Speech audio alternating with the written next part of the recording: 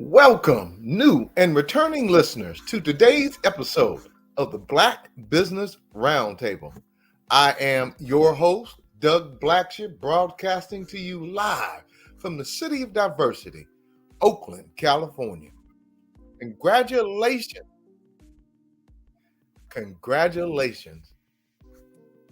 to Pam Moore of KRON Channel 4 News, wife of Frankie Beverly of The Maid, is retiring after 30 plus years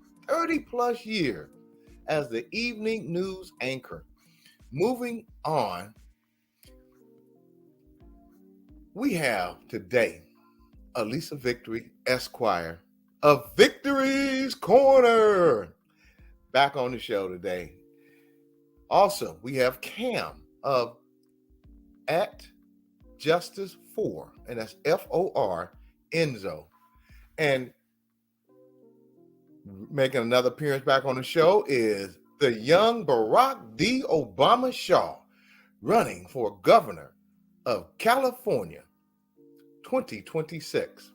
And last but definitely not least, my new sister that we engaged in some great conversation while down at the California Democratic Party convention last weekend in Los Angeles at the LA Convention Center and at JW Marriott, where some of the other activities were being held. Last but definitely not least, Jennifer Esteem, community activist and psychiatric emergency room nurse. A shout out to my sister and longtime co-host that helps me, helps me keep my mind in check like no other, and our mental health consultant guru. I saved that introduction, of course, for my co-host, Dr. Ashley Coleman, Doctor of Psychology. We miss you, my sister, and we look forward to seeing you back for our upcoming show. Stay tuned for the exact date. So let's get started. Black Business Roundtable family, with a little format change today due to having 4 guests. So let's get it popping as we have a lot to unpack. Our sincere thank you to Mr. Donnie Glover, as always, of BlackUSA.News for the honor of the Black Business Roundtable being a part of your growing network, dedicated. And audience, you normally don't hear that now.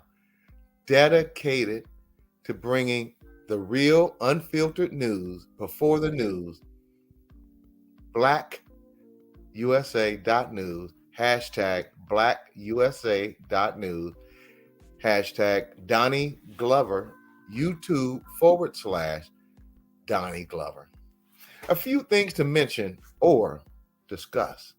I just thought, as often many constituents don't know exactly, and I mean many, don't know exactly what their locally elected officials are actually responsible for. And this show is about education to help all of us.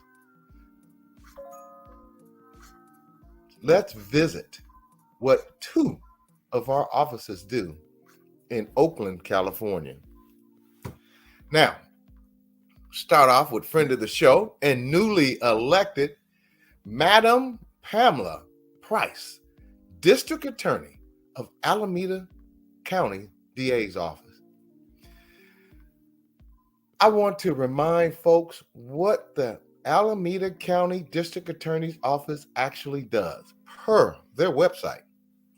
We review and prosecute criminal violations committed in Alameda County bring criminal and civil actions for environmental, consumer, and other violations, protect and uphold the rights of victims, and serve our community in various innovative ways, such as restorative justice projects. Our newest DA has been in office a matter of months and has so far, as with any new job, everybody out there, think back to your first job in your career that was the pinnacle up to this point, and that first day, week, month, 6 months, and year. Sit with that a moment.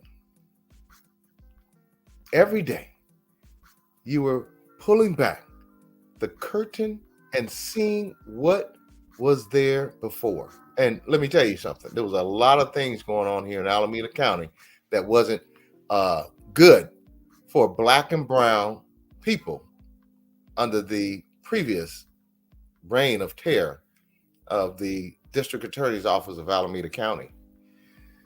You arrived, and as you observe, you start to see what needs to be done and how you can improve on the old, making new decisions.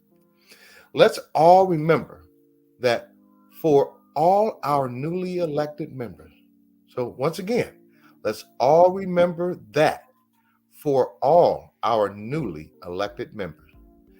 Another elected position, and also had appearance on the show,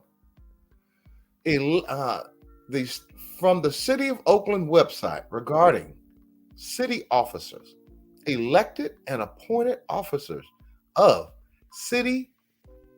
the city include the mayor, city council, the city administrator, the city attorney, the city auditor, the city clerk. Today, let's focus on Mayor Shane Tao, mayor of City of Oakland, California. So what does a mayor do? The mayor is elected at large for a 4-year term and can be reelected only once. The mayor oversees the executive branch of government and appoints the city administrator, subject to confirmation by the city council. The mayor is not a member of the city council, but they may cast a tie-breaking vote in the event of a deadlock. It is the mayor's responsibility. Once again, it is the mayor's responsibility to submit a biannual budget, prepared by the city administrator to the city council, recommend measures and legislation to consider by the city council, actively promote economic development. Hold on, let's read that one again. Actively promote economic development to broaden and strengthen the commercial and employment base of the city. Appoint members to boards and commissions. Represent the city in intergovernmental relations. And there you have it. And people, you ask for meetings with your representative in case you are unaware. This week, we learned what does a DA do in the county of Alameda and the DA's responsibility, DA district attorney. The mayor of Oakland, what her responsibilities are in governing this great city of Oakland, California. Next week, we will share the role of City Council and the City Administrator. Alameda County Democratic Central Committee meeting, monthly meeting updates as well. A shout out, hashtag Kinfolk Oakland, California, my brother Creighton Davis, and all the events featuring coffee, wine, and conversation. Brother Creighton Davis, we are so proud of you here at the Black Business Roundtable. Your accomplishments and positivity you have brought to Oakland, 1951 Telegraph Avenue in Oakland, California. Wow. Tonight is Thirsty Thursday, all night happy hour. Friday night has a place launch party. Wow. Saturday night is Brown Sugar Social Club night. Wow. Keep up the great work, Creighton. We support you here on the Black Business Roundtable. Keep up the great work. My hats off and kudos to you.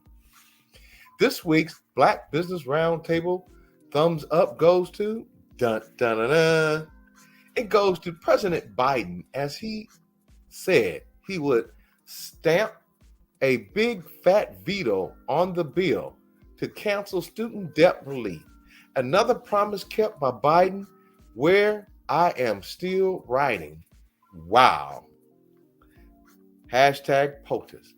This week's Black Business Roundtable thumbs down goes to who made the Black Business Roundtable Naughty List 2023 this week? Well, if Ron DeSantis wanted to clean up Florida migration, he would and could have done by clearing out migrants, and drove that even the lawmakers that signed his immigration bill are now admitting a vast exodus of workers is causing a big problem, hindsight. Now, they are telling migrants to stay. What a whiplash. Go, stay. What's going on down there in Florida? And you want to try to run this country, DeSantis.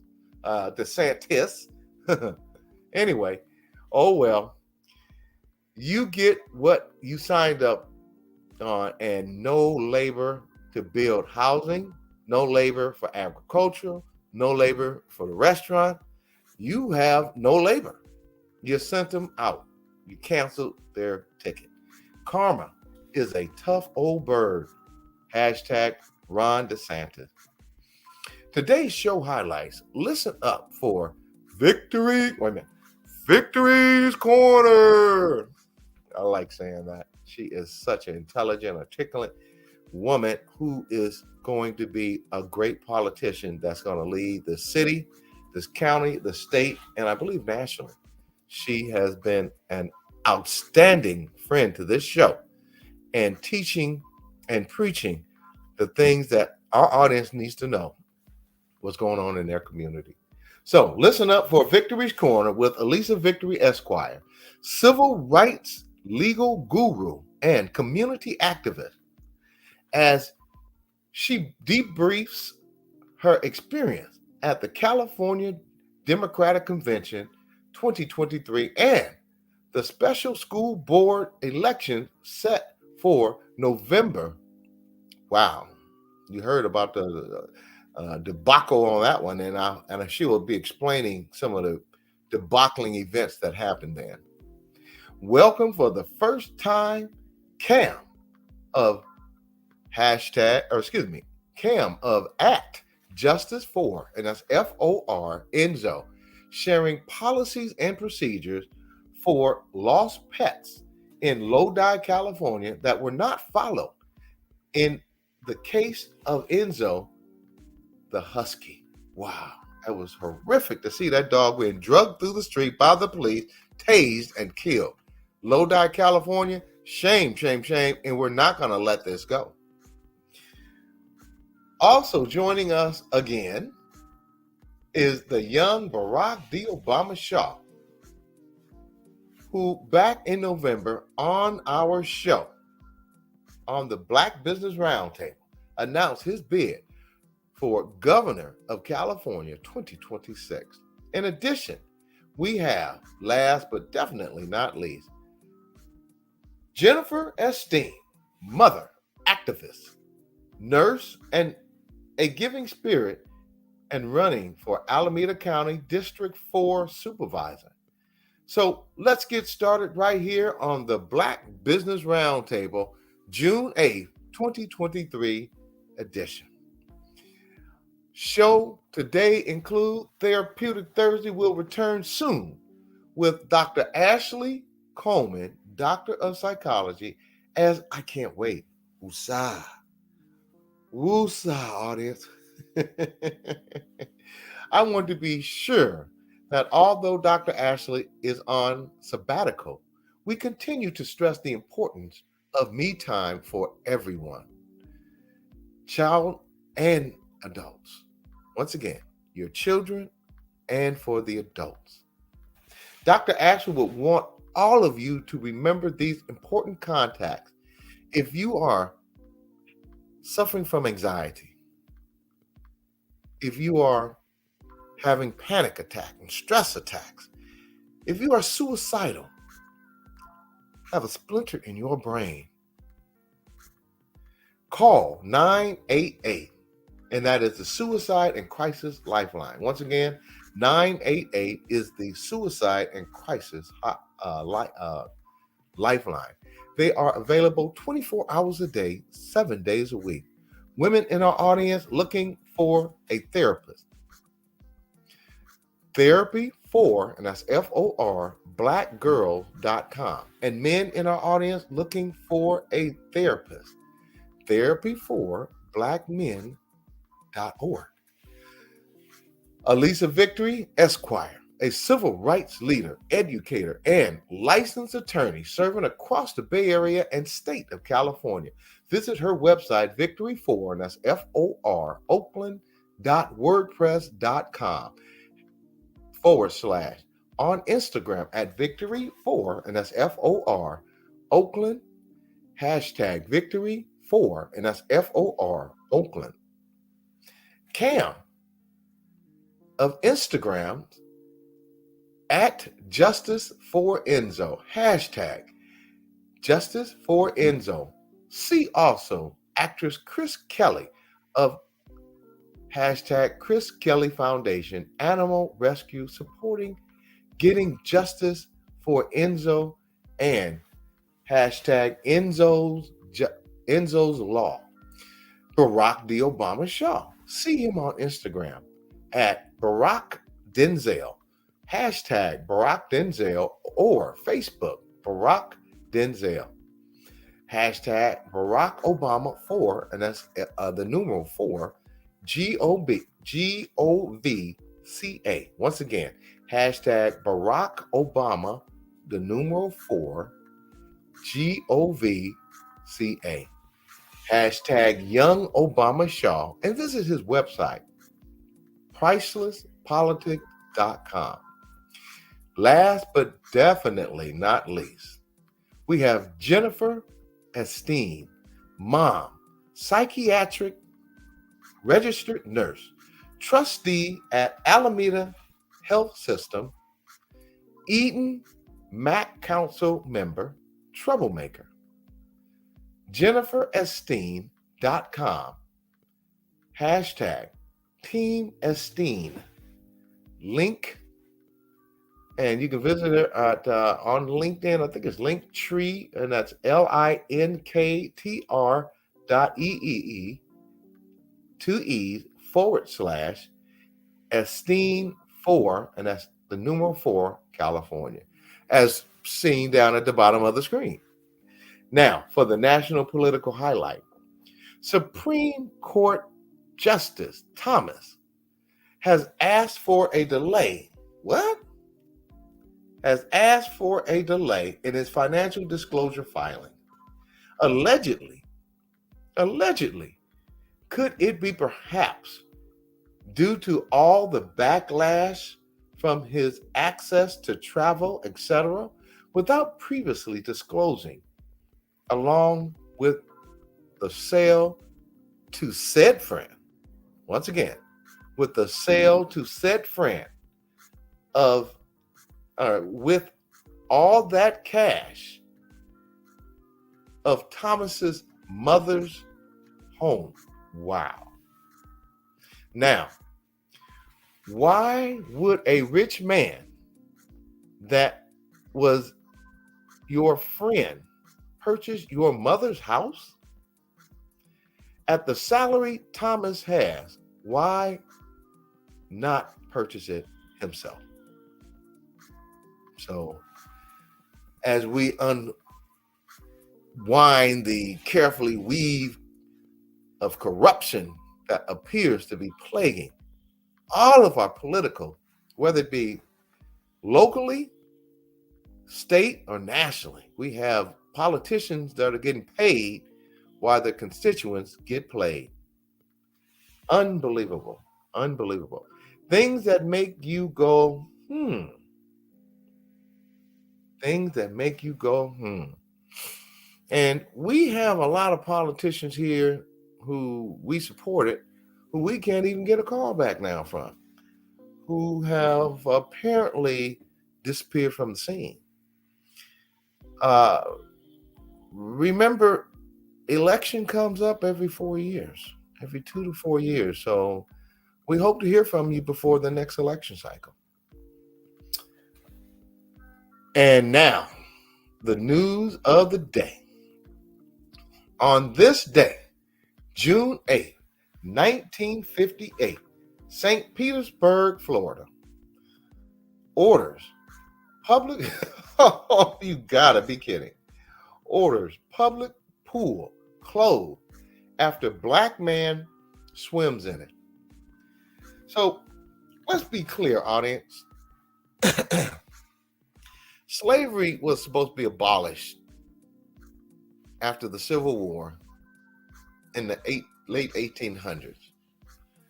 In Florida, on June 8th in 1958, almost 100 years after the war, they ordered St. Petersburg, Florida, orders a pool closed after Black man swims in it. Can you believe that? Yes, I can. One of the things before we move on, one of the things I'm going to share with this audience, there is a lot of racism popping up all over America. And it is because we have not enforced the laws on the book that are supposed to have diversity, inclusion, and equity for all people. Black people are on the bottom of every list in America and in this world. Economics, health, home ownership, property ownership, owning our own businesses and getting government resources to help our businesses, and so on and so forth.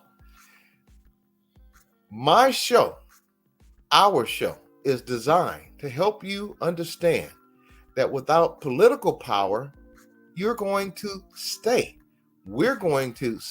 on the bottom of every list in the world. In the world, Craig, in the world. We have got to start voting. We have got to start holding our politicians accountable. When a politician comes once every 4 years to get your vote and you don't see or hear or get a call back, that means you've been duped. That means you have been led astray. That means you have been made a fool out of. The previous administration, Mayor Libby Schaaf, I fought extremely hard to make sure that we expose her deviant and callous attitude towards Black people. She chose to stand in the middle of pictures with Black people all around her. But she has done nothing, and now she's gone. So we have another administration in office now. We will be looking to make sure that we aren't having Libby 2 in Oakland, California. Oakland is suffering now from a migration out of Oakland of Black people. We had a 46% African American population in Oakland. Now we are down to almost 20%. We had prosperous businesses in Oakland, California. Now we have very little. We have a city administration that just approved from a 25% minority participation on government multi-million-dollar Oakland project down to 5%. So I'm sharing these statistics with you because as time moves forward, somebody or several bodies are going to be held accountable. We did not elect new people, whether it be city council, mayor, county board of supervisor, assembly members, state senate, U.S. congressional representative, or U.S. senator, and a governor to govern these cities, neighborhoods, counties, and state, and continuously exclude Black businesses, Black home ownership, and just exclude Blacks out of everything. But that appears to be what's going on here in Oakland, California, and we will get to the bottom of it. I will be calling the mayor's office. I will be calling the city council. And at some point, I will share their numbers with you, and you can call them too. It is critical that we hold our elected politicians. Now, let's define elected. Elected means that a group of people got together and voted you into office to serve them, not to vote you into office to hurt them. Okay, let's do that again. A politician has to be elected, and we elect them, him or her, to serve their constituent, not to serve themselves.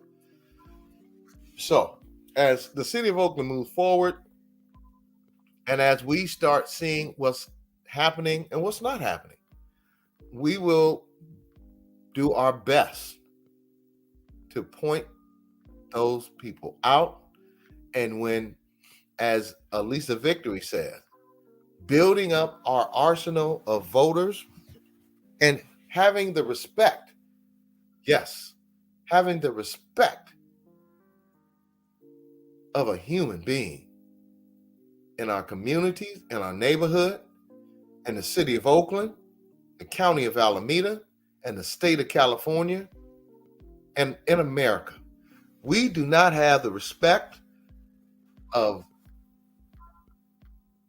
our politicians. Our votes are not respected. Our businesses are not getting funded with government contracts that are designed to help build businesses. But Black businesses seem to get the lack thereof. Our health, housing, and I pointed this number out. Now, I do believe I've heard some things that Mayor Shane Tao is doing to start addressing this homeless population, but Oakland has 70% African American who do not have a place to live, who are homeless in this city. Oakland, California has 70% African American homeless in this great city. And out of that 70% audience, over 50% of those people are senior citizens. So as I see our Victory's Corner has just arrived, I want to conclude with what I just said, and I want to ask all of you, are you registered to vote? And if not, register. I want you all to understand that until we all vote, we're all going to be slaves in America. Thank you. On that note, I'd like to introduce Victory's Corner and the host of Victory's Corner, her bio, Allyssa Victory Esquire, a civil rights leader, educator, a licensed attorney serving across the Bay Area and state of California. Allyssa holds a bachelor's degree with honors in ethnic studies, and a minor in Black studies, as well as a JD concentrated in government law. Allyssa currently practices in policing and labor law and is an elected ADEM, we had a good time in LA, ADEM delegate to the California Democratic Party for Assembly District 18. Allyssa recently won another term for her position as a delegate of AD 18. Audience, let's welcome back this outstanding woman, this marvelous woman, this woman who has done so much in her short tenureship on this earth. Victory's Corner. Good What's evening, going on, all. Happy Allyssa? Thursday. Can you hear me okay? It's your birthday today? No, I said, can you hear me okay? Oh, yeah. Perfect. Okay. Just checking, make sure. I'm in a different office today. But great to see you. Happy Thursday to everybody. Thanks for tuning in to Victory's Corner. I can't believe it's already June. So we're halfway done with this year already. And lots more to come and to discuss. Well, Allyssa, I'm going to turn a lot of this over to you today with just a few questions, because our audience, and as I've been discussing with you and others, what the roles are for different people. First, I'm going to start off by saying welcome back. We love what you bring on this show. Can you tell our audience about your experience at the California Democratic Convention 2023 over the Memorial Day weekend? And I want you to light it up, because I have a few more questions, but I want you to tell our audience how important it is for Black people to get involved, to get engaged. Whom were you most wanting to speak to and personally meet at the California? I'm going to shoot them all out, because I know how you can educate like no other. So what is the biggest surprise? And I'll go back over it, but was the biggest surprise and was there anything at the DEM convention that could have been better in 2024? What is next in regards to you personally, other than going to be our next mayor? And California DEM, what is going on now in Oakland Public Schools that was brewing for the upcoming school year? What should parents know and prepare for in regards to school administration? And last but not least, we love you here on this show. I have been getting people all across the country saying that lady is magnificent. Take it away. Great. Again, happy to be back and to discuss a bit of what's going on in our democracy and with our Democratic Party. So I'm elected to our state party here in California, to the executive board, and also serve as a delegate for my assembly district. We just had, over Memorial Day weekend, our annual statewide meeting, essentially. It's called a convention because there's so much more that happens than just meeting. all the delegates, all the Democratic elected officials, Democratic volunteers, even former electeds, and people who are working on campaigns, youth who want to get involved, the California Young Dems, were all meeting and gathering in LA over 4 or 5 days.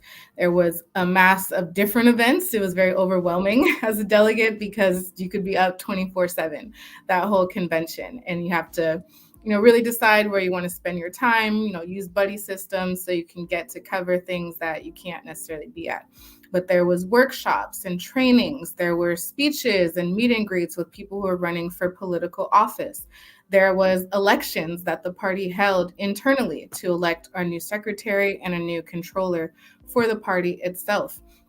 There was a lot going on, and so I tried to kind of prioritize meeting up with people from my actual district, from Alameda County, joining some of the events that they hosted, making sure I met all of our delegates in person because some of us have only ever met and been working on Zoom. I also wanted to challenge myself to do new things that I hadn't always done. I have gone to several conventions since maybe 2017. And so I wanted to go to meetings and different groupings that I hadn't really engaged too much with. One was the Veterans Caucus. The caucus chair had been really supportive in just responding to outreach, coming to provide assistance and training to new delegates, along with myself and other e-board members who were all just really starting our term last month in June at the convention. At May, at the end of convention.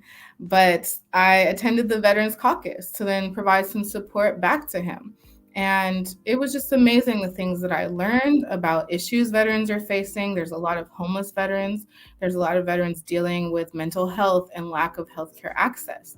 And so hearing directly from people in the room, including the chair himself, who has been homeless, who has even been incarcerated, and is now doing this work and service on behalf of other veterans across the state.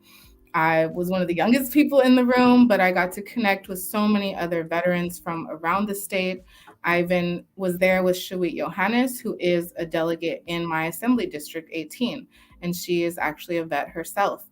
And so being there to share that moment with my fellow delegates and to be able to network and to connect and have those deep discussions, for me, just giving like a 2-minute speech was really powerful. And I look forward to working more with the veterans, to including their issues in the advocacy that I do every day in Oakland. There are certainly a lot of veterans in Oakland, veteran services, and need to expand them. So I learned a lot. I got to meet new people. Definitely got to link up with folks from my own district, from my own county and city of Oakland. There were several, Oakland leaders there. Even our former mayor was in attendance and gave a speech about some of her new work doing candidate training for women. So it was very inspiring the entire weekend. I made a lot of new connections, and there were certainly surprises. I think that was one of your questions. It was like, what was the most shocking or surprising thing? One of the most surprising was that the Progressive Caucus elections got really shaken up. So there's caucuses within the Democratic Party that are focused on issue areas or identity groups. There's Environmental Caucus, there's the Veterans Caucus, which I mentioned. The Progressive Caucus has been a longtime supporter of me, of the delegates that I ran with in this last election cycle. And there was a whole new leadership team that was running to replace the current one. They had an opposing slate. And so there was a lot of just contention around this is a contested election. There's at least 2 people running for, the caucus chair, the caucus treasurer, the caucus secretary. All the caucuses, again, are part of the Democratic Party and have to follow its rules. A few days before the caucus elections, the Democratic Party changed the rules only for Progressive Caucus, saying that their members had to vote in person. They had to shift to mass volunteer operation to make sure they could conduct in-person only elections. It was paper ballots. They had to verify people's registration and membership. They had to then hand count all of those paper ballots, while other caucuses were able to do elections by email. They were able to have hybrid meetings with email voting and with in-person voting. The Progressive Caucus only was not allowed to do any type of digital or remote participation for their elections. And so what we ended up seeing was thousands of people standing in line for hours. I think 2-3 hours was how long I was there monitoring the line, talking to people about trying to support the slate that I was running with, the troublemaker slate. And I also was assisting people who were disabled, who were pregnant, who could not wait hours long to cast their ballot. And so I'm very clear that our democracy is in crisis. We have a progressive caucus inside of the Democratic Party for that very reason. Some of the issues they champion are about more inclusivity, equity, and being able to expand our democracy and allow more people to participate. Instead, we saw more limitations put on that caucus's elections. However, the results show that the troublemaker slate that I'm a part of swept. I'm talking like 80% to 20% votes in some of the seats. So congratulations to the entire slate. I was not on the ballot, but I'm going to be appointed to an at-large seat, meaning I'm going to serve on the executive leadership of the statewide Progressive Caucus of the Democratic Party. I'll be able to give them regular reports about what's happening in my region and my district, and again, move forward the party, move us towards progress, not regress. So I was very excited, but it was very shocking. Again, a lot of the last minute changes and tactics that I saw that were being used to disenfranchise people. I wanted our audience to see what new representation must look like and hear somebody who has prepared themselves to hit the ground running once she's elected, who had to fight for an injustice when City of Oakland, tried to destroy her run for mayor. So I wanted to say this prior to you continuing on. I was down there and was in attendance and saw Allyssa Victory. Unfortunately, we didn't have a chance to go get some good food and stuff because I was doing some other work. But I can assure you, she was doing everything she said she was doing, bringing people to the front of the line who were disabled, pregnant. Democrats, what the hell is going on? Democracy is in trouble. And the person you see and a few others, Kalima Pryforce, Pamela Price, are out there fighting to get it back. Allyssa, keep up the great work. Thank you. Thank you. Thank you. And thank you again for being there, for going through that really arduous process to go into the room and be able to vote in support of me.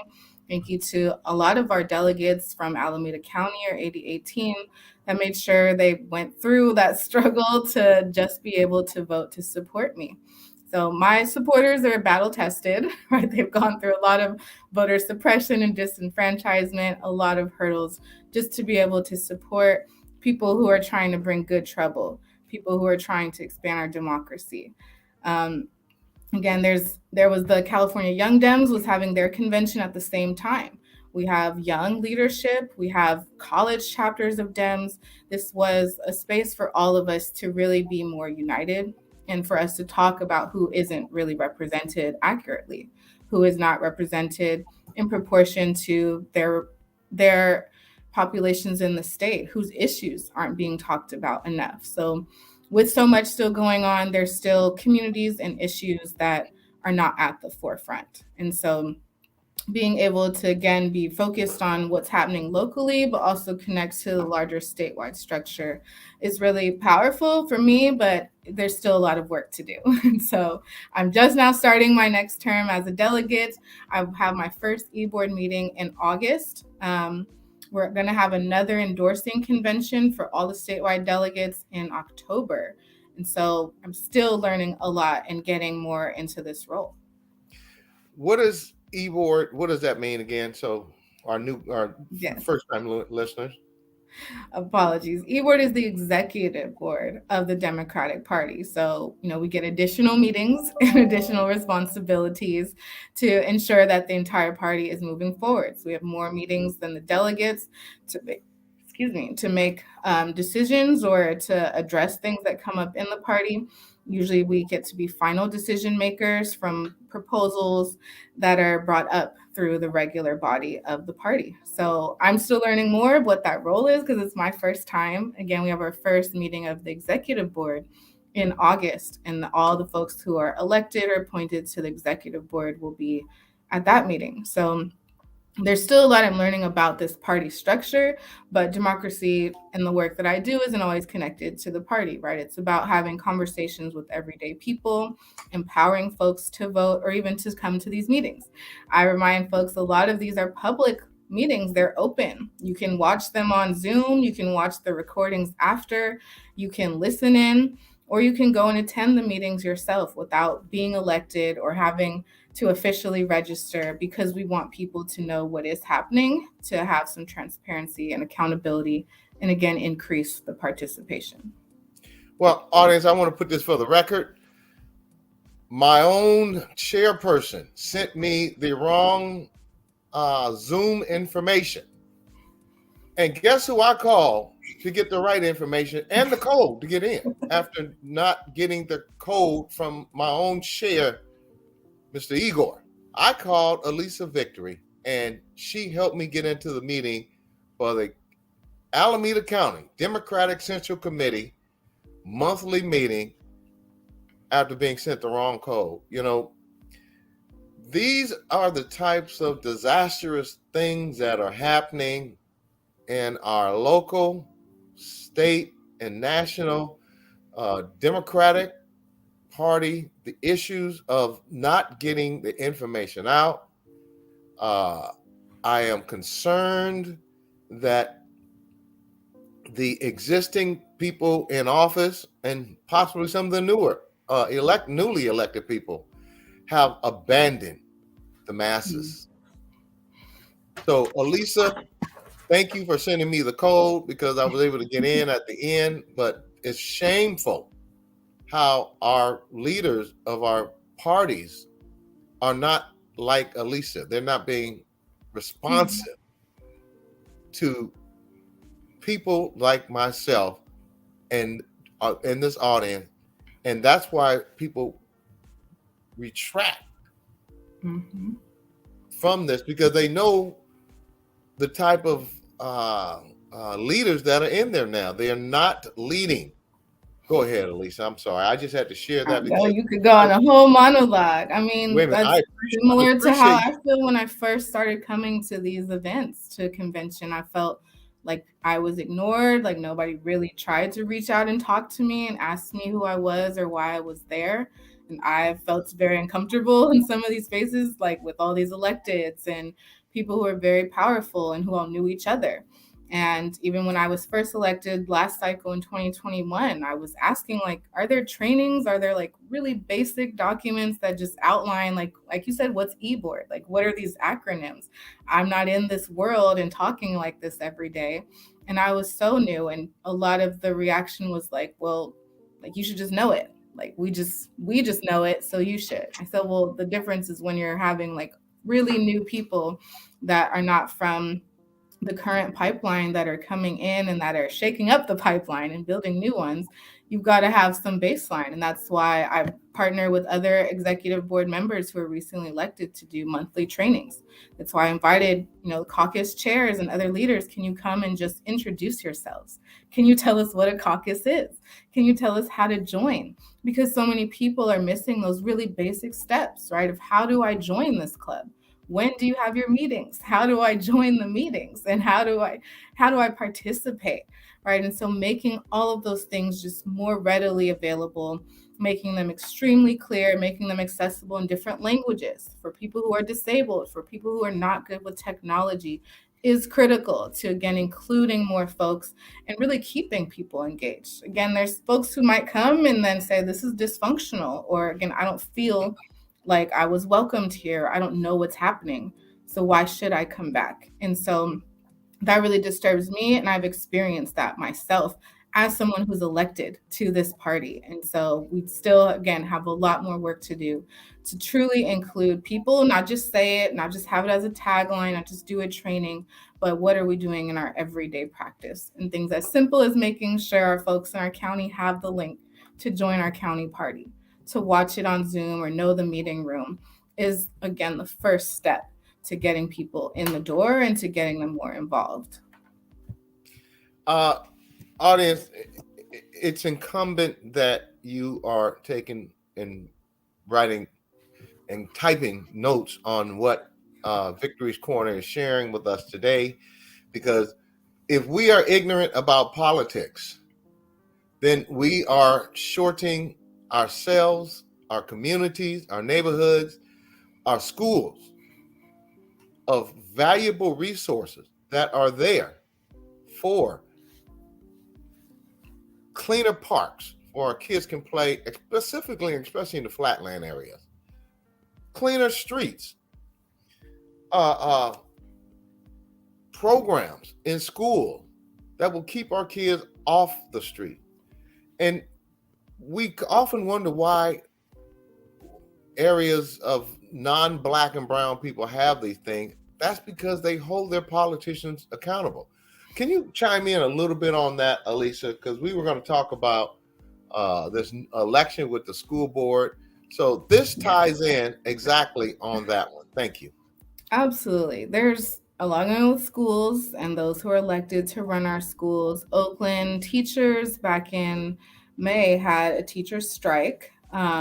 Was basically shut down our school operations for the entire time. Instead of teaching, teachers had rallies at their school sites. Then they would gather for marches, for protests, to hear from speakers like Congresswoman Barbara Lee. And they were on strike because Oakland teachers are some of the lowest paid out of all school districts in the state of California. And it's very expensive to live in Oakland if y'all haven't been here or lived here. And so the teachers are striking for higher compensation and other benefits. They were also striking for what they called common good proposals, which included things like reparations for Black students demands about investing more in schools where there are majority Black students, Black staff, and teachers. And there were also demands around working with nonprofits or other orgs to address the high number of students who are homeless in our school district. I was homeless when I was finishing high school and living in Oakland, and became homeless with my whole family. There's also so many students that rely on public transit. I was taking the public bus to school every single day. If I didn't have that $1.50 to get on the bus, I didn't go to school. I would just stay home, or I have to make the decision, do I want to walk? And so a lot of our schools don't have like school buses or any of their own transit. They rely on public transit. And there are common good agreements now that our school district will work with our local public transit agencies to provide greater resources to students that are in need and that are already dependent on them. So those are really great things that benefit not just the teachers and those represented by the union, but that were about students, that were about families, and that are other metrics to hold the district accountable, even though they've agreed to some of those things in other places at different times. Our school district has had a lot of shakeups in recent years, just this past cycle with its elections. There was redistricting, and basically our district, there's 7 school districts.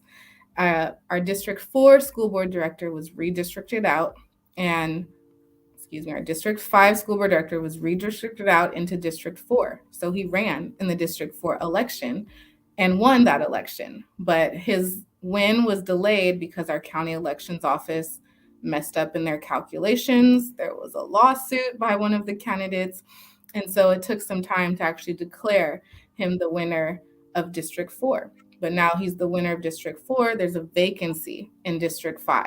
And that election wouldn't come up until 2026 to make sure that there is a representative for the voters in that seat before 2026. We have scheduled a special election. The special election was called by our county superintendent of education because the school board members couldn't decide on someone to appoint within their time period. So main takeaways, there's going to be a special school board election for the District 5 seat in Oakland, November 7th. Their candidate filing period, all of those things are going to come in a few months. So we'll know who exactly is running, who's going to be on the ballot. Oakland has ranked choice elections where you can vote for more than one candidate on your ballot. And we're not sure, but last cycle there were 5 options to rank up to 5 candidates, even if there weren't 5 candidates in the race.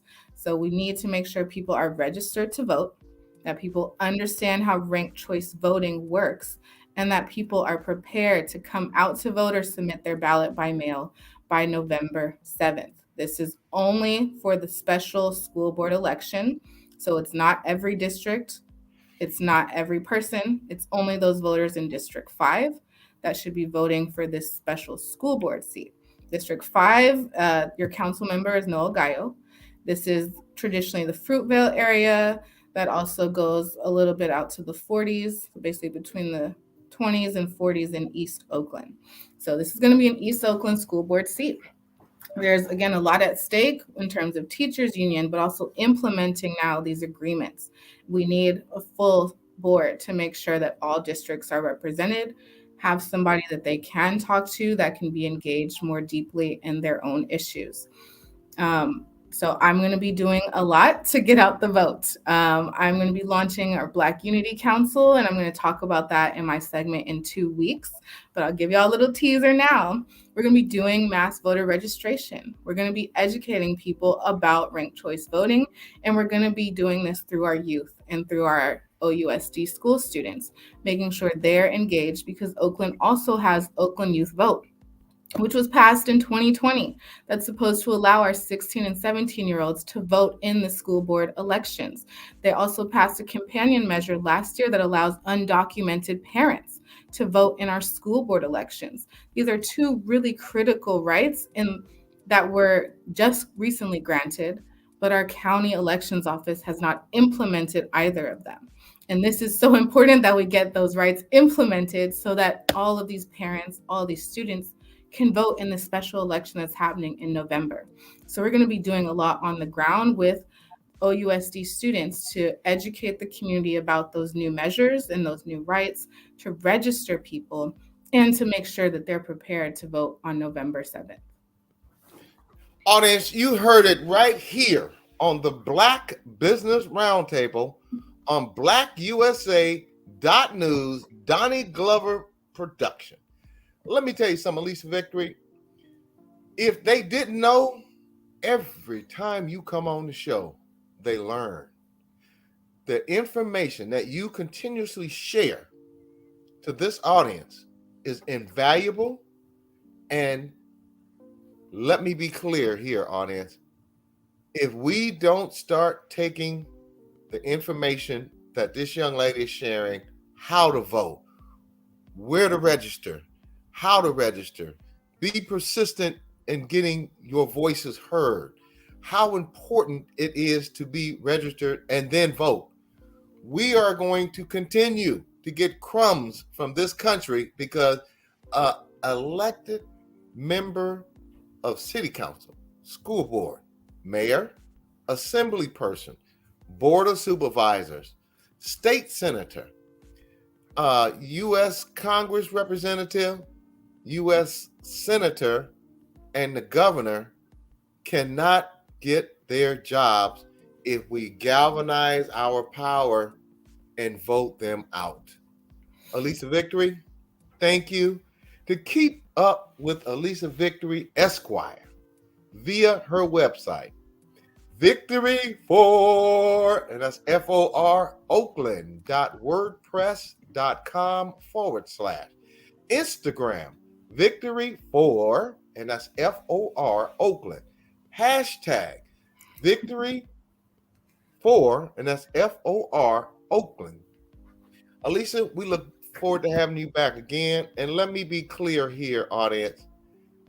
This woman could be doing many, many other things, but she chooses to come on and educate our audience, both local, state, and national, how important it is to vote, how to vote, and how to break it down about voting. We'll see you next time, Allyssa. Thank you. Thanks for having me. See y'all in 2 weeks for Victory's Corner. Victory's Corner. Whoa, every time she comes on the show, audience, I learn so much. Thank you, Allyssa. Thank you, Mr. Donnie Glover of BlackUSA.News. And be sure to tune in to the Donnie Glover Show with Donnie Glover on Monday. Chap and Friends on Monday. Party Marty, Let's Talk on Tuesday. Black USA Crypto News with Kamal Hubbard on Fridays, as he knows all about blockchain and cryptocurrency. On Saturdays, the Blackout Live from New York with Tajmir. And Sundays, 60 Minutes in Black USA with Mr. Michael Haney. The Beverly Francis Show on Sundays with Beverly Smith. To join our Black Business Roundtable advertising family, or to be a possible guest on the show, reach us via our email, bbrt2021@hotmail.com. Include your company name, address, company website, company phone number, and social media page info to our email address, BBRT2021 for vetting. BBRT2021@hotmail.com for vetting consideration. If you have seen our support of hashtag Justice for, and that's FOR, Enzo, Instagram at Justice for Enzo, meet Cam. Hey Doug, thanks for taking the time to talk about Enzo again today. Well, we welcome to have you on the show. And meet Cam as she shares and enlightens us regarding Lodi, California, and what public information is available regarding lost dog handling, policy and procedures for police and animal control. If approximately 2.4% of the population have pets, you might want to be aware and know what your animal could very well not make it home, just like that beautiful dog, Enzo, and have their last moments be filled with excruciating pain and confusion. Welcome to the show, Cam.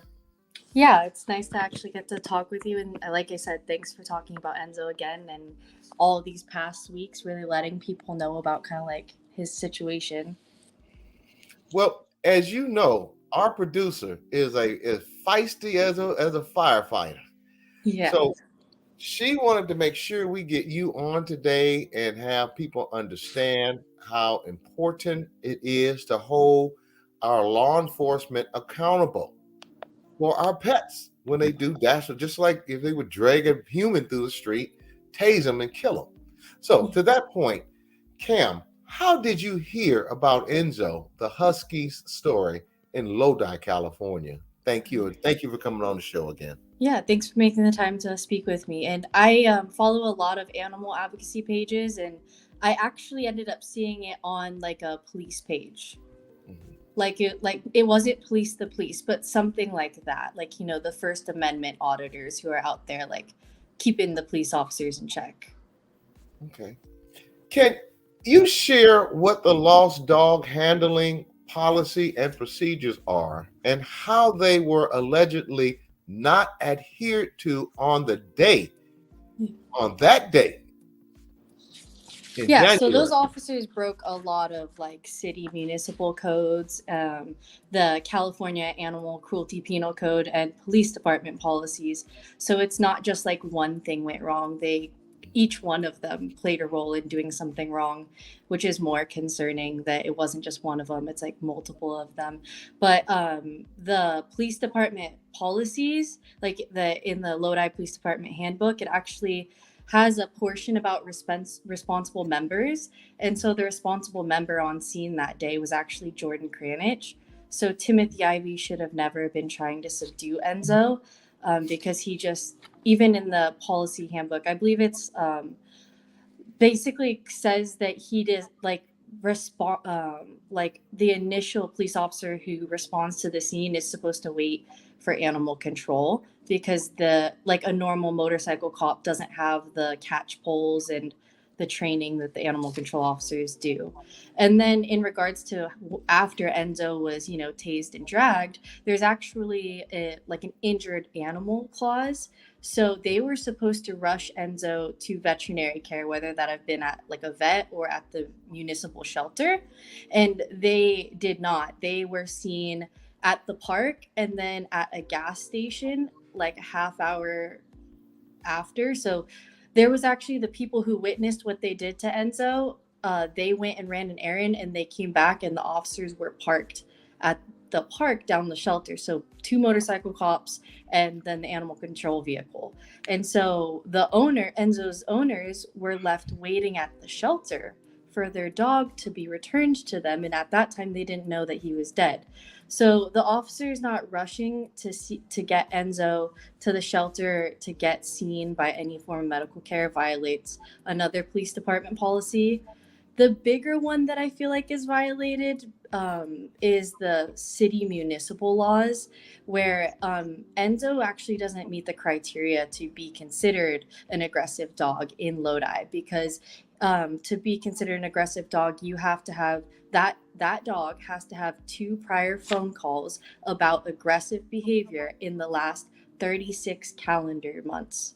Enzo doesn't ever have a call about aggression. And I say it has to be about aggression. It can't just be, oh, the dog was running around the neighborhood. It has to be a call about aggression. And still, it doesn't say that the officers are supposed to, tase and kill the dog in the street. Enzo's rights were actually he was supposed to be humanely subdued, taken to the shelter.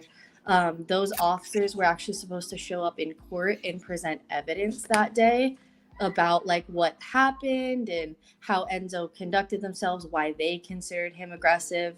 And so them just killing him completely forgoes the proper procedures. And I see that when police officers cherry pick which laws and policies they have to follow, that's kind of like the connecting factor to why like humans die at the hands of police officers, because these officers are cherry picking which laws and policies they have to follow. Well, you are a wealth of information, young lady. Wow. You're kind. Thanks for saying that.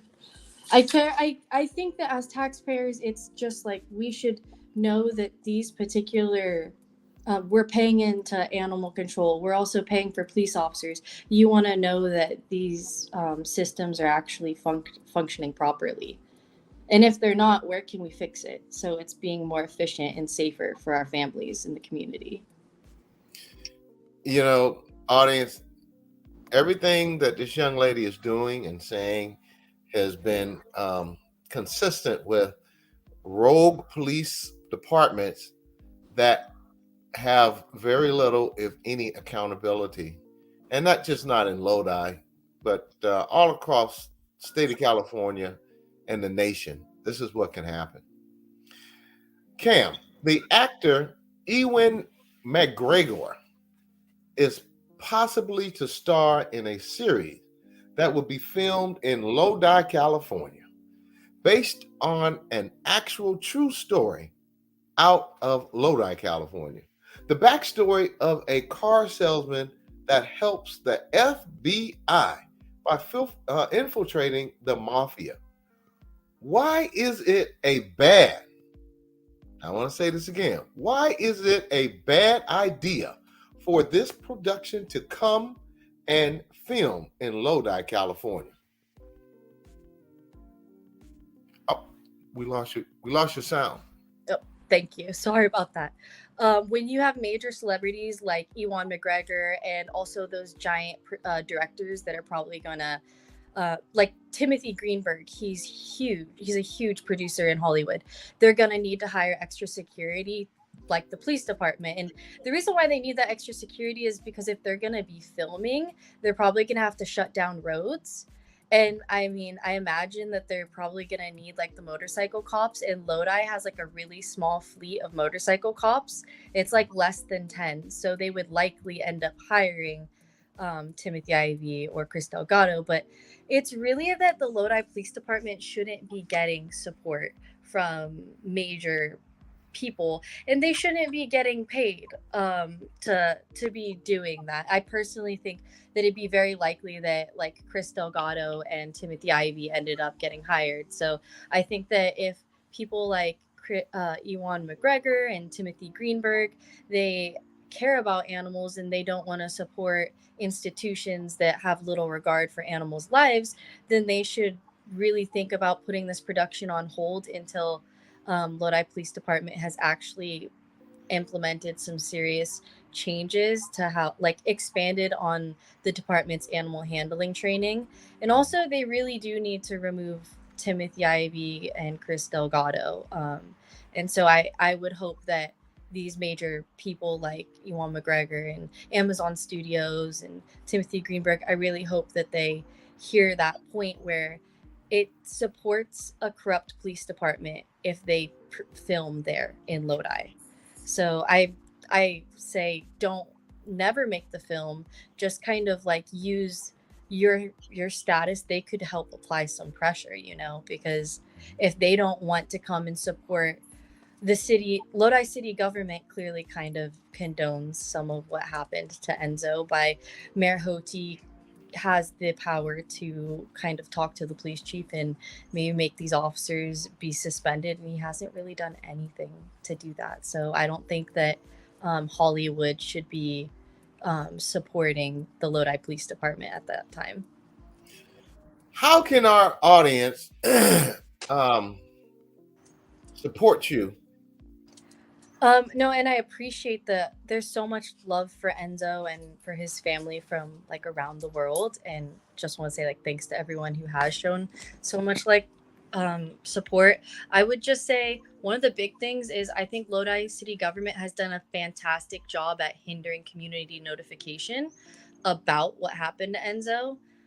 To be constantly just sharing what happened, because I think something that you brought up earlier is like most people aren't really aware of what our rights are when it comes. Each city has their own animal handling policies, and I think each citizen should be aware, especially if you own dogs or own any type of pet, so that like Enzo's rights were actually trampled because he should have been able to like have a hearing where he was proven that he wasn't aggressive. And so police officers don't get to act as like judge, jury, and executioner. They should be like really making sure that they safeguard citizens and their property. So something we're dealing with is like the district attorney of San Joaquin County doesn't really care too much.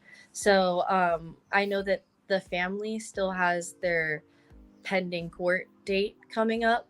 So I appreciate all the momentum that everyone has to keep sharing Enzo's story. And we are going to hopefully have more information because we would like to take Enzo's case to like the California Attorney General, but need to go all that in the proper steps. So I guess asking like what followers could still do is please continue to like share Enzo's story and talk to people about it, direct them to the petition.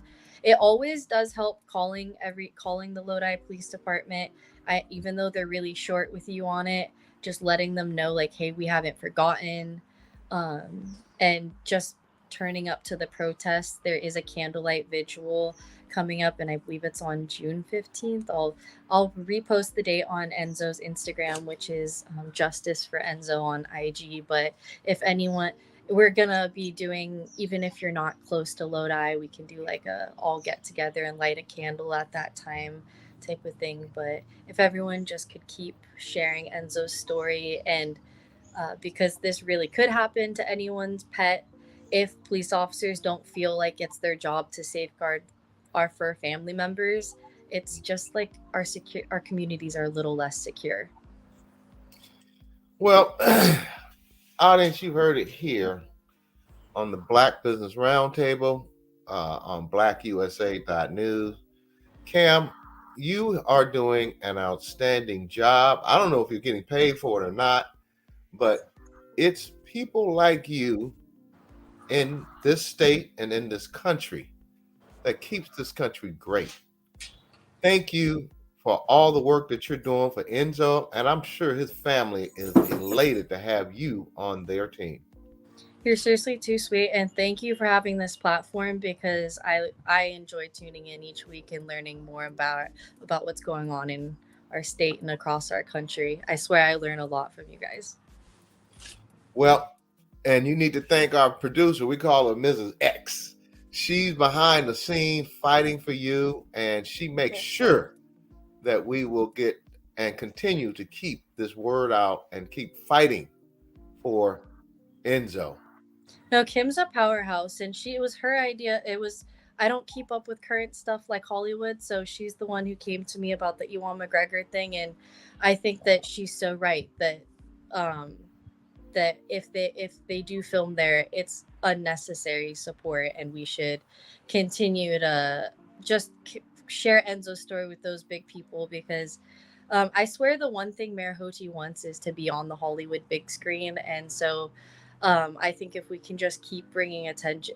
Mayor Hoti has aspirations to run for higher office, and probably like some form of California office. So it is important to keep Enzo's story attached to him as well, because he did nothing for Enzo. He was disrespectful to Enzo's family. He's disrespectful in the city council meetings, and someone who can't even be a mayor of a relatively small town like Lodi he should not be in a bigger position. So no, it was really nice chatting with you, Doug. It was nice getting acquainted, and I appreciate you letting me talk. Okay, and also watch our Victory Corner. She was on prior to you. She has a blueprint of how to get people not elected and to get people elected, and getting involved in your local politics and your Democratic clubs, etc.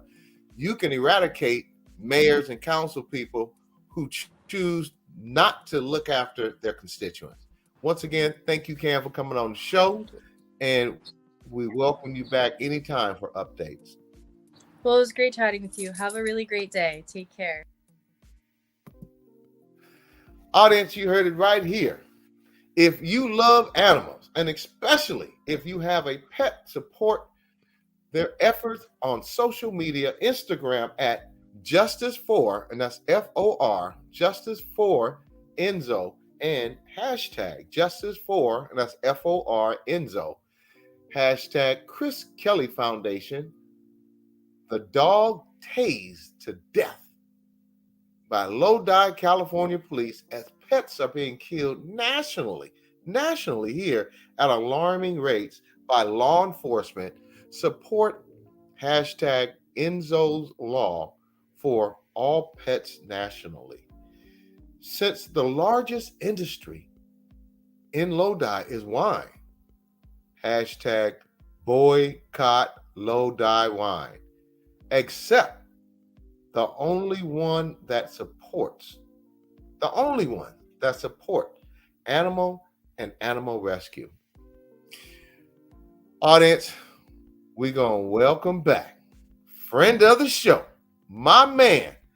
And speaking of my man, I got to go grocery shopping at Trader Joe's this afternoon. That's why my man, Barack D. Obama Shaw, ex-military, patriot, self-employed, studied at Texas Southern University, and resides in Alameda, California, which is just outside Oakland, California, our little sister city. Obama Shaw for governor 2026. Federal I'm going to let him explain what FPPC ID, but the number is 1456893. And can you explain what FPPC? You got me on the spot now. Federal, I believe it's Federal Fair Practices Commission. To deal with, I believe that's what it is, right? But you can Google it to make sure. But it's basically to make sure that we're on the up and up in terms of receiving donations, and that it's letting me know that someone's watching. So I have to do the right things, continue to do the right things, and it lets people know that we are doing the right things. Yeah. Well, how are you today? What is new and exciting about your campaign for governor? And give you a quick tip. I hope you stay tuned as our Victory's Corner is outlining a roadmap to get more people registered to vote, and how we can do it not just here locally, but get that word out via Zoom, via Twitter, Instagram, Facebook, LinkedIn. We want to make sure that the Barack B. Obama Shaw train hits all the state cities and counties in the state of California. Go ahead, sir. Okay. So you're run that by me, that question again, because you kind of ran into something. Yeah, so sorry about that. What is new and exciting about your campaign for governor? Got it. So I'm so excited, and just to get on your show, my brain just starts going. I'm getting on the show today. So we're in the newspaper today. We're in the Alameda Sun, and they've put several quotes of what the party is about, and I'm just really excited that people now have something like a little baby, a brand new baby, that can grow. And they also mention that I'm running for governor as well. And so it's bringing everything together. Everything is coming together, and people have been so excited about what it is that's starting to open up here, that they just can't believe it. So, and I'm excited too. Well, let's say to our audience, and let's tell you, from the first time I met you till this very second, we support Mr. Barack D. Obama Shaw because of several reasons. He has a plan. He wants to impact not only his neighborhood, his community, the city, the county, but the state. And most importantly, my producer swears by you. She thinks you're the greatest thing here. And so that's good enough for me. That's right. How can supporters get in touch with you to make contributions to your campaign? Well, it's at pricelesspolitics.com. It's just like you hear it. It's spelled just that way. And I want to say something about Priceless Politics. Being, to make a statement, Priceless Politics. There may have been. I know many times I'll go outside, or I'll see the weather, and someone will say how beautiful it is. Look at that sky. Did you see the moon? It's like, I don't really see all that. But then I'll stop and I'll look for a moment, and it's like, okay, I can see that. And I'm that way about Priceless Politics, that people can start to see the value, the opportunity, and the reach that politics really has in our lives, and that it keeps everything running. It's like there's nothing we can mention that politics doesn't touch.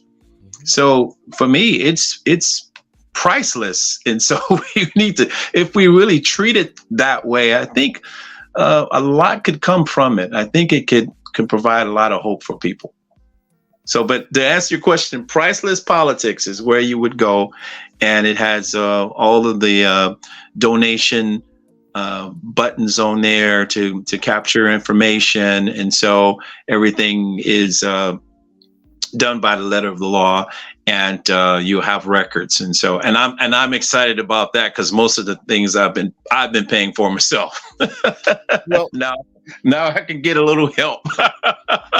Well, we want to connect you with Kinfolk Coffee and Wine Bar at 1951 Telegraph. My friend, colleague, and I sit on a board, Community Policing Advisory Board for the city of Oakland. So we want to hook you up with him and maybe have you talk at some of his events, because they seem to be popping up regularly. And please Google Kinfolk Coffee and Wine Bar. Okay. 51 Telegraph, and tell him that Doug Blacksher sent you. Absolutely. Has there been any movement around the Ring of Truth? Now, that is going to go far, and that's going to catch on like wildfire. Has there been any movement around the Ring of Truth political party, and are people responding to the Ring of Truth as a new political party? Thank you. Absolutely. I'll just mention it to someone, and I'm just present, and just like they're kind of, I'm in disbelief and they're in disbelief. I'm in disbelief at their response. They're like, yes, we need that. We need a party like that. We need that. I'm like, do you really? I'm like saying it. And they're really getting what it is that I'm saying. They're really, pulling it to them. And like, give me that affidavit, David. Let me fill it out. Let me choose. They're selecting a new party preference, and so they're putting their information there. And they're like, yes, let me turn that in. What else do I need to do? So I'm so excited about the leadership that is starting to show up, and people seeing the need. And seeing that this new party is fulfilling on that need. Well, I knew only you could have made something up like that, because at the end of the day, we have politicians in there that are scoundrels, that are parasites, that are running this city, county, state, and country into the ground, that are getting richer and their friends are getting fatter. And I'm not just talking physically, I'm talking pocketbook wise, giving grants and help out to people who don't deserve it and forfeiting the people who truly need it. So we look forward to seeing you give the Ring of Truth. I love that. What are you pleasantly surprised by these days? I'm really pleasantly surprised by the, kind of a little bit about myself, that I've established an intention, and that it's starting to be fulfilled in terms of how things are coming together. And just kind of like, I know you've probably seen yourself moving, in life, and then you kind of stop and kind of see yourself doing what you're doing. It's kind of like, wow, I got to pinch myself. That's what I'm so excited about and surprised by, like, wow, this is really happening. People are really wanting to see this come to fruition. So that's what I'm really, really pleasantly surprised by, and that it's and how easy it is. It really, once I get myself out of the way, it's so easy, but it's just getting past those negative thoughts that it's going to be too hard, why are you doing this, and just turning down that volume and turning up the volume of positivity. It really it really is easy, and it does take something to do that. It's a habit, and that habit, it's getting easier and easier every day.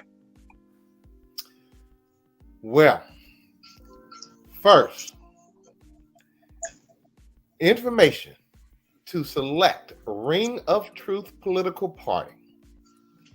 Go to registertovote.ca.gov. Once again,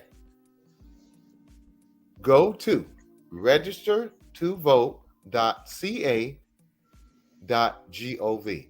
Second, select Register to Vote Now. Second, select Register to Vote Now.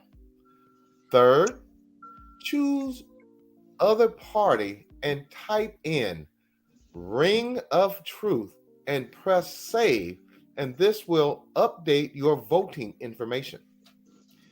If you have a driver's license number, the system will give you the opportunity to select that particular signature for your form. See Mr.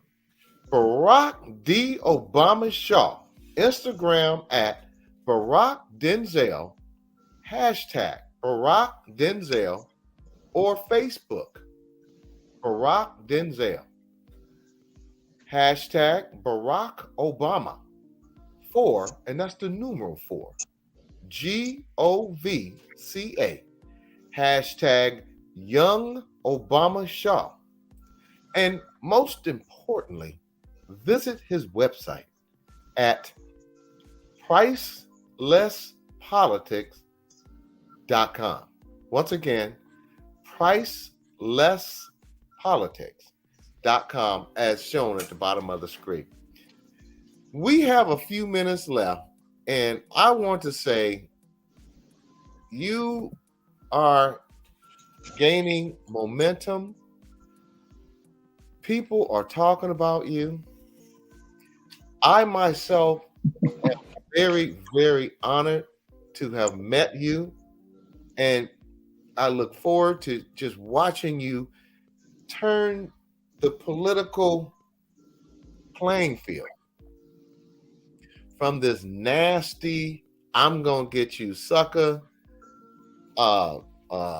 parasite, lying, once get elected politicians. I'm looking forward to you changing that playing field, because audience, right now, whether you are in Oakland, California, county of Alameda, state of California, or anywhere in this country, we are electing politicians that are sharks, rattlesnakes, piranhas, parasites. We continue to find, or let me strike that. They continue to lie like a rug on the ground, and they get paid while the constituents get played. You have any last comments, Mr. Barack D. Obama? Because we got a few minutes. Our next guest seems to be not here, but can you tell our audience, and I want you to use this later as needed, why you think that you would be the best person to govern this great state of California? And I'm gonna turn it all over to you, sir. I'd be the best person to govern the state of California. Number one, I don't point fingers. If something goes wrong, it's on me. It's my fault. It's for me to correct.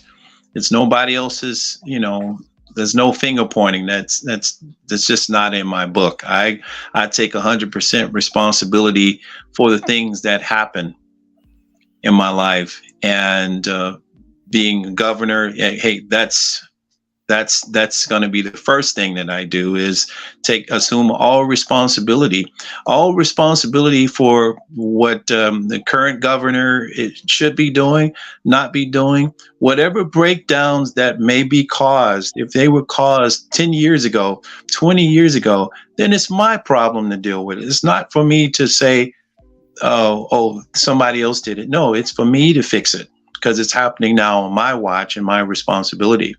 And so, and I think that's what people need to hear in terms of, we look toward our leaders for leadership.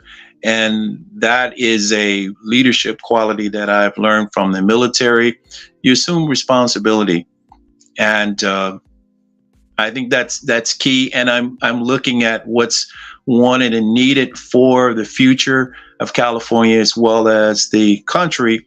And that's why I've founded the Ring of Truth political party, which is a party that's going to make sure that Americans get have this authentication in terms of knowing what is true, what is real, because we need to know these types of things so we can make intelligent decisions in our lives, in our investments, where we choose to live, where we choose to spend our money, how much money we're saving, what we're choosing to do.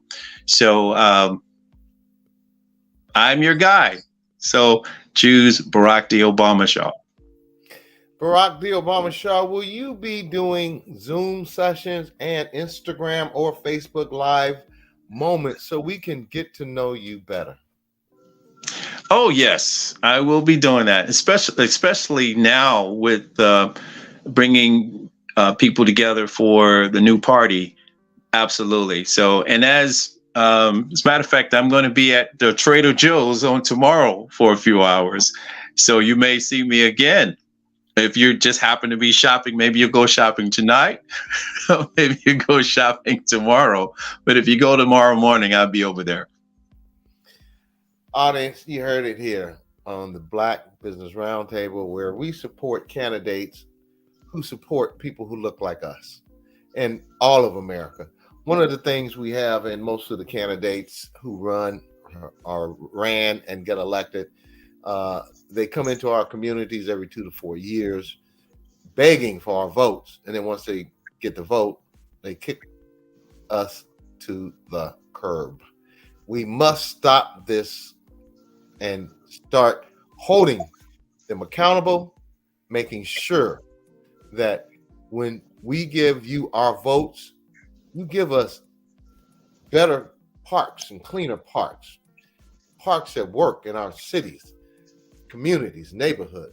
We have clean streets, that you share the economic vitality that, example, City of Oakland spends $500 million a year in government contracts and does nothing to increase Black business participation in that process. 86 cents out of every dollar spent in the city of Oakland goes to white male-owned businesses. You might as well say this is back picking cottons in the field days, if that's the type of economic boost that you think is fair and that should be justified in the city of Oakland, California. You need to be ashamed of yourself. And I'm trying not to get on a tangent. That's why we need good people such as yourself, Barack D. Obama Shaw, to start making equity, inclusion, and diversity part of the American dream for all Americans. Thank you, sir, for coming on the show today. We look forward to having you back whenever you want to come on. Fantastic. Pleasure being here.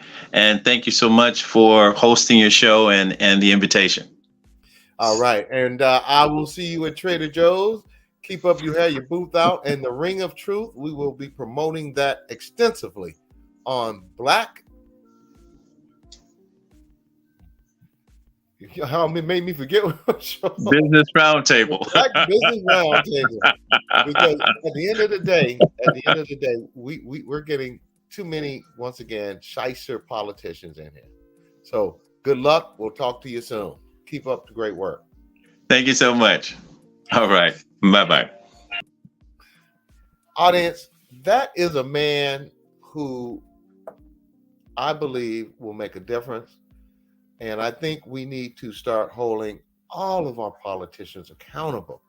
It's too many times that we get played and they get paid. I want you to remember that. There's too many times where politicians are getting paid by big corporations and their constituents, the people who had elected them, are getting played. We must stop that. Now, moving forward, we're waiting on our next guest, which is Mrs. Jennifer Esteem. And she hasn't made it backstage yet. So I'll read her bio, which is a nurse, mother, community activist. Jennifer Esteem knows firsthand the struggle that our community faces and how our elected leaders in Sacramento do not make those struggles a priority. She was last on the show in March, and we look forward for her coming on in a few minutes while we wait for Miss Jennifer Esteem. We want to thank Mr. Donnie Glover of Black USA News. We thank you for your continued support and mentorship in this space. And audience, be sure to tune into Chap and Friends on Mondays, Titillating Tuesdays with Stacey Dennis, Hardy Marty, Let's Talk on Tuesdays, Black USA Crypto News with my friend and my partner, Mr. Kamal Hubbard, on Fridays, as he knows all about blockchain and cryptocurrency. Mr. Kamal Hubbard has come on this show and shine with his vast knowledge of cryptocurrency and blockchain. On Saturdays, the Blackout Live from New York with my little sister Tajmir, and Sundays, 60 Minutes and Black USA with Michael Haney. If you want to be in the know and reach our audience, then join our BBRT, Black Business Roundtable advertising family. Or to be a possible guest on the show, reach us via our email, bbrt2021@hotmail.com. Include your company name, address, website, company phone number, and social media page info to our email address, and that's at bbrt2021@hotmail.com for vetting consideration. Check out our other network shows hosted by the man, the unapologetically bold newsman, Mr. Donnie Glover, such as Black USA News, .news, Morning Show, Donnie Glover Show, People Over Politics, Political Cipher, Data Mall Sis, Community Connections, Resources and Gardening, The Robert Report, Shared Space, Frontline News, Roy Rawlings Show, and The Beverly Smith Show. And stay tuned, as Black USA News is always looking for great podcast hosts that can give audience new perspective. So we're still waiting for our guest backstage, and I think she should be coming on hopefully pretty soon. Please listen to the backstory of Carlton and continue to share. Hashtag Stand with Carlton of Raleigh, NC 2022. Also, share hashtag Driving While Black with Michael Thrash, Taylor County TX or Texas. For Michael Thrash's story, next court date, July 31st, 2023. July 31st, 2023. And we are still waiting for our esteemed guest, Jennifer Esteem. So I think she's having a little bit of getting on the show. We might just call her and see if we can get her on that way, because she is a dynamic leader in the community, a young lady out there trying to make a difference. And we need more politicians who are handling the people's needs instead of their personal greed. So let's get her on the phone right now and make sure that we start finding out who she really is, and make sure that you know who she really is, just like we support Barack Obama. Victory Corner with Allyssa Victory. We have to start promoting people who are going to take care of people and not these parasites who get into office and do nothing for the masses, just improve their own self-wealth and only enrich the lives of their friends and colleagues, and forsake the needs of the masses. Oakland right now is being devastated by a $350 million shortcoming for what we plan to do in making a better parks for flatland, and that's in the Black and brown community, and not having our schools closed. I mean, there is an array of things that are being devastated in the Black and brown community. Lack of resources, lack of books for kids in some of the flatland schools. What the heck is going on here? What the heck is going on here?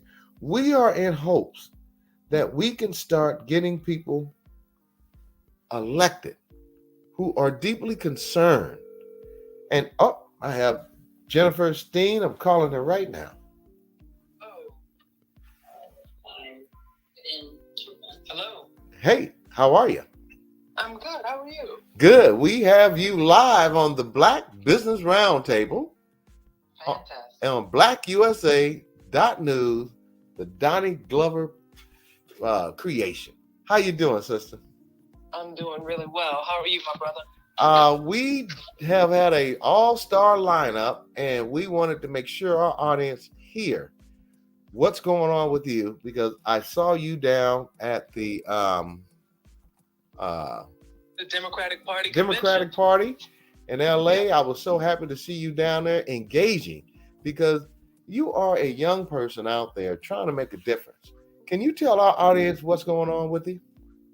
Well, absolutely. I happen to have been elected to the executive board of the California State Democratic Party. So I was down not just engaging, but doing the work of casting my ballot to say who will be the leaders on the inside of the Democratic Party going forward.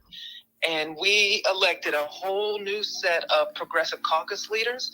The Progressive Caucus is the biggest caucus in the Democratic Party and is leading in such a formidable way that Big Oil sponsored a whole slate of people to try to take them over. And Progressive showed up and showed out and proved that that was not possible. and that we will organize to make sure we maintain our voice in the Democratic Party. You know, people were surprised in 2016 when Bernie Sanders was endorsed by the California Democratic Party. And it really, at that time, demonstrated the power we have. And as we move into this next presidential election, it's going to demonstrate even stronger what it is that we stand for, that California might be blue. You know, people say it's blue, but it's red. But it's blue, but it's red.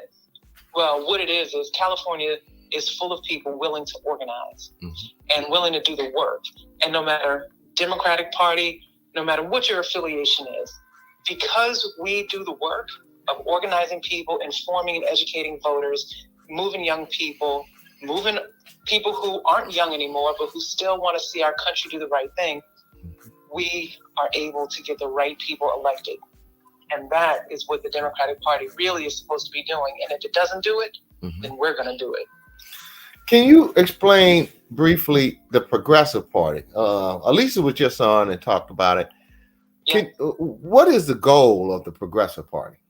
So the Progressive Caucus, there are several caucuses within the Democratic Party. There's caucus for children. There's a caucus for people who live in rural areas. There's caucus for veterans. There's caucus for people with different religious affiliations, different affinity groups around. Like there's a Black caucus and a Latino caucus and an LGBTQ caucus. But the Progressive Caucus is a unifying body that is driven by values first. And, you know, sometimes the word progressive can get stolen. It can get watered down.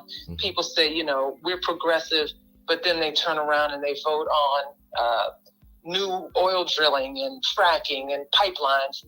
And that is definitely not progressive. But this caucus in this state, in this Democratic Party, is full of people who are determined to have representation by and for common working people. So Allyssa Victory was one of those folks who's now going to be a part of the Progressive Caucus as a strong representative coming out of the Bay Area. And I have, you know, my campaign for Alameda County Supervisor was recently endorsed by the chair. Wait a minute. Wait a minute. Breaking news here on the Black Business Roundtable. You're running for what now? Yes, sir. Running for Alameda County in District 4, which represents Deep East Oakland, Montclair in the Oakland Hills by the zoo, Castro Valley, Ashland where I live, Hayward Acres, Pleasanton, Fairview, Alameda County District 4.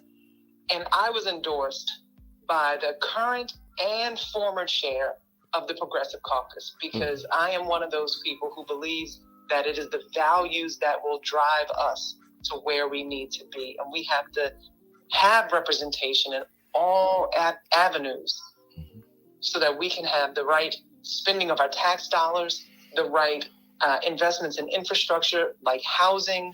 We can be investing money in our community and not in the prison industrial complex and jail infrastructure where we know our people get locked up more than anyone else, even when we are not necessarily doing the wrong thing, but we are over-policed in our communities. And we have a lot of room to make. And the Progressive Caucus is a symbol, and we have people who can make a big change like myself and my sister, Allyssa Victory. Audience, you heard it right here on Black Business Roundtable, blackusa.news. My sister, my friend, is running for Alameda County Board of Supervisor, District 4, and we support her here on the Black Business Roundtable. Thank you. We want to have you back as we do Allyssa Victory, as we do Barack Obama, as we do Jennifer Esteem now. So we want to coordinate times to make sure that we get you included in here. And one of our viewers said, where is Lobby Libby at regarding her new position? Well, folks, she was at the California Democratic Party convention giving a speech, and that's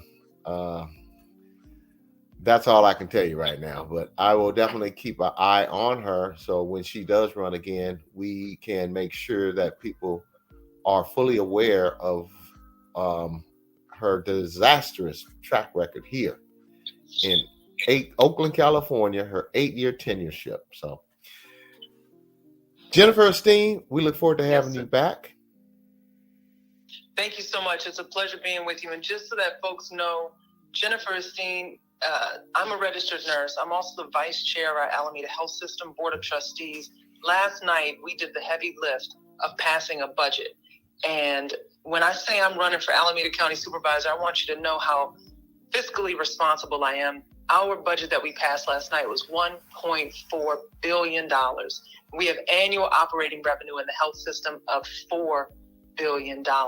So when a sister says she's coming to help our county do better, it is with the experience and the knowledge of someone who provides care as a nurse every single day, and also make sure that our health system is doing the right thing with equity first and with accountability always. So thank you so much for bringing me on the show. I look forward to coming back because we have a lot more to talk about. Audience, you heard it here. Jennifer Esteem, running for Alameda County Board of Supervisors, District 4. The person who is in there now has been in there for almost 30 years, and I think we need to have a new perspective, a new direction. We support you here on the Black Business Roundtable. Thank you for coming on today, Jennifer. Thank you. Y'all have a wonderful day. It's time for a change. Yes, that it is. A reckoning is coming. Have a good one. Thank you, Jennifer. Thanks. Bye. Bye-bye. Audience, as we wrap it up today, I want to just say that we are changing the landscape of our political leaders through increasing the number of people who are registered to vote and who will be voting. It is incumbent on all of us to know, no matter how much these politicians, these shady, flaky, shyster politicians, money they have, they can't be elected unless we, the people, vote them in. So let's stop being played while our politicians are getting paid. Let's go to the voting box. Let's register to vote. Take a friend to vote. At your barbershop, tell the people in the barbershop to vote. If you're at the beauty salon, tell your friends at the beauty salon to vote. If you're getting your pedicure done or nails done, encourage them to vote. The word for today is vote, vote, and register to vote, and then vote. Thank you. Thank you for joining us today. We look forward to seeing you every Thursday at 4 p.m. Pacific Standard Time on the BlackUSA.News Network on YouTube and Facebook. Thank you, audience, for tuning in. And remember, together we can listen, we can learn, and we can share, because I know you care. This is Doug Blacksher and Dr. Ashley Coleman, returning soon, of the Black Business Roundtable. I appreciate seeing you all today. God bless and good night.